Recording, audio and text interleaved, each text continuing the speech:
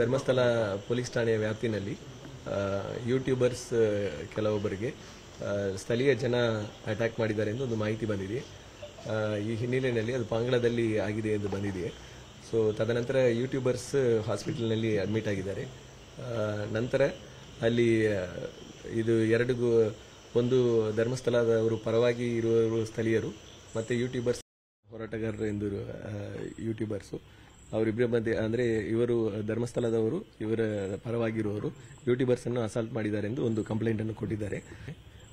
ಮತ್ತೆ ಇದರ ಸಲುವಾಗಿ ಈ ಎರಡು ಗುಂಪನ್ನು ಮಧ್ಯದಲ್ಲಿ ನಿಂತಿದ್ದಾಗ ಪಾಂಗಳದಲ್ಲಿ ಪೊಲೀಸ್ ಸುಮಾರು ಒಂದು 5:30-6 ಗಂಟೆಗೆ ಒಂದು ಲಾಠಿ ಚಾರ್ಜ್ ಮಾಡಿ ಕ್ರೌಡನ್ನು ಡಿಸ್ಪರ್ಸ್ ಮಾಡಿರ್ತಾರೆ.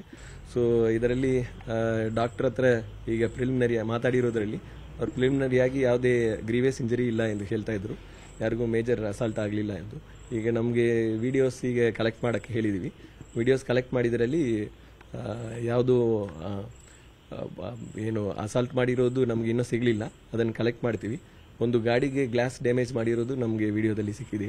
ಅದರ ಮೇಲೆ ಯಾವುದು ಇಂಡಿವಿಜುವಲ್ ವಿಡಿಯೋಸ್ ಮೇಲೆ ಯಾರ್ಯಾರದು ಕ್ರಿಮಿನಲ್ ಅಫೆನ್ಸಸ್ ಇದೆಯೋ ಅದೆಲ್ಲ ರಿಜಿಸ್ಟರ್ ಮಾಡಿ ಮುಂದೆ ಕಾನೂನು ರೀತಿಯಲ್ಲಿ ಅವ್ರ ಮೇಲೆ ಕ್ರಮ ತಗೊಳ್ತಾರೆ. ಒತ್ತಾಯ ಮಾಡ್ತಾ ಇದ್ದಾರೆ, ವಿಡಿಯೋದಲ್ಲಿ ಧರ್ಮವನ್ನು ಅವಹೇಳನ ಮಾಡ್ತಾರೆ, ಎಲ್ಲರನ್ನ ಬಂಧಿಸಿ ಅಂತ. ಅವರ ಒತ್ತಾಯ ಏನು ಆಕ್ಚುಲಿ ಅಂತ? ಈಗ ಒಟ್ಟು 3 ಜನ ಯೂಟ್ಯೂಬರ್ಸ್ಗೆ ಅಸಾಲ್ಟ್ ಆಗಿದ್ದಾರೆ ಎಂದು ಅವರು ಅಡ್ಮಿಟ್ ಆಗಿದ್ದಾರೆ. ಇಲ್ಲಿ ಪ್ರತಿಭಟನೆ ಮಾಡಿದವರು ಧರ್ಮಸ್ಥಳ ಕ್ಷೇತ್ರವನ್ನು ಅವಹೇಳನ ಮಾಡ್ತಾರೆ, ಅವರ ಮೇಲೆ ಪೊಲೀಸರು ಯಾವುದೇ ಕ್ರಮ ಮಾಡೋದಿಲ್ಲ. ಆಮೇಲೆ SIT ತನಿಖೆ ಆಗ್ತಾ ಇದ್ರು ಕೂಡ ಏನೇನೋ ಸುಳ್ಳು ಸುದ್ದಿ ಹರಿಬಿಡ್ತಾ ಇದ್ದಾರೆ ಯೂಟ್ಯೂಬ್. ಈಗ ಇಲ್ಲಿ ಏನು ಅವರಿಗೆ ನಾವು ವಾರ್ನ್ ಮಾಡಿ ಹೇಳಿದೀವಿ, ಇಲ್ಲಿ ಪ್ರೊಟೆಸ್ಟ್ ಮಾಡೋದ್ರಲ್ಲಿ ಯಾವುದು it is not the right way. ನಿಮ್ಗೆ ಏನು ದೂರ ಇದೆಯೋ ಲಿಖಿತವಾಗಿ ಕೊಡಿ ಎಂದು. ಅಲ್ಲಿನೂ ಅದೇ ಕಡೆನೂ ಅದೇ same stand we have taken there also. ಯಾರ್ದು ದೂರ ಇದ್ದರೆ ಲಿಖಿತವಾಗಿ ಕೊಡಬಹುದು, ಅವರವ್ರ ಮಧ್ಯದಲ್ಲಿ ಗಲಾಟೆ ಮಾಡಿಕೊಳ್ಳಲಿಕ್ಕಿಲ್ಲ. So this is the thing which we have told. ಅವ್ರು ಏನು ಸ್ಪೆಸಿಫಿಕ್ ಆಗಿ ಏನು ಕೊಡ್ತಾರೆ ದೂರನ್ನು ಅದನ್ನು ವೆರಿಫೈ ಮಾಡಿ ಅದರ ಮೇಲೆ ಕ್ರಮ ತಗೊಳ್ತಾರೆ. ಈಗ ಇವತ್ತು ಸಂಜೆ ಅದು SIT ತಂಡ ಅದೇ ಟೈಮಿಗೆ ಅವರು ಇನ್ವೆಸ್ಟಿಗೇಷನ್ ಕಂಪ್ಲೀಟ್ ಮಾಡಿ ಹೋಗ್ತಾ ಇರೋದ್ರಿಂದ ಸ್ವಲ್ಪ ಬರೋದಕ್ಕೆ ಡಿಲೇ ಆಗಿದೆ ಪೊಲೀಸ್ ಅಟೆಂಡ್ ಮಾಡಲಿಕ್ಕೆ.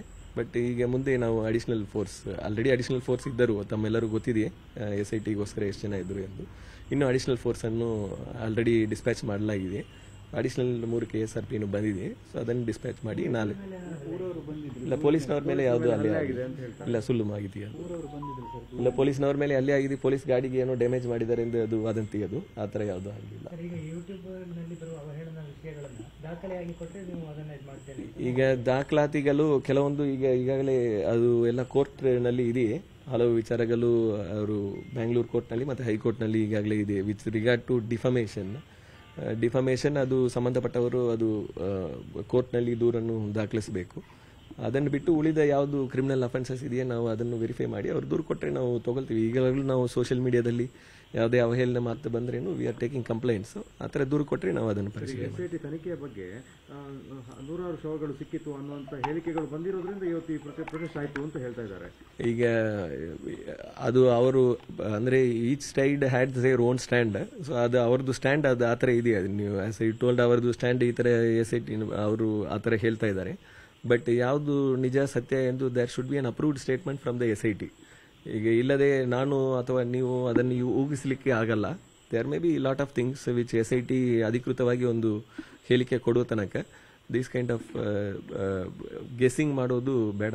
SIT ಎಂದು ಸ್ಪೆಷಲ್ ಇನ್ವೆಸ್ಟಿಗೇಷನ್ ಟೀಮ್ ಒಂದು ಡೀಟೇಲ್ ಇನ್ವೆಸ್ಟಿಗೇಷನ್ ಮಾಡಿದೆ, ಹಿರಿಯ ಅಧಿಕಾರಿಗಳಿದ್ದಾರೆ.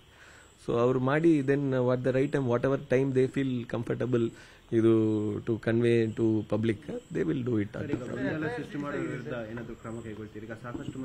ಹೌದು,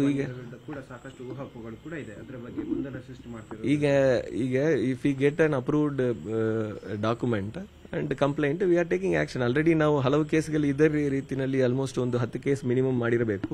I don't know the exact numbers, but minimum at least 10 ಕೇಸನ್ನು ಮಾಡಿರ್ತೀವಿ ಧರ್ಮಸ್ಥಳ ಮತ್ತು ಬೆಳ್ತಂಗಡಿ ಠಾಣೆಗಳಲ್ಲಿ. ಮುಂದೇನು ಗಮನಕ್ಕೆ ಬಂದರೆ ಎಸ್ ಬೋತ್ ಕೇಸ್ ಕಂಪ್ಲೇಂಟ್ ಕೊಟ್ಟಿದ್ದಾರೆ, we are registered.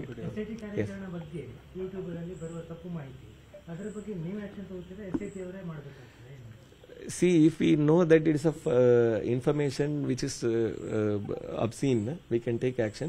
Defamation, the person who is affected, he has to give complaint in the civil court. ಯಾಕಂದ್ರೆ ತನಿಖೆ ಆಗ್ತಿರೋದು SIT, ಹೌದು. ಬಟ್ ಆಗ್ತಾ ಇರೋದು ಸ್ಟೇಷನ್ಗಳು ದಕ್ಷಿಣ ಕನ್ನಡ ಪೊಲೀಸ್ ಸ್ಟೇಷನ್.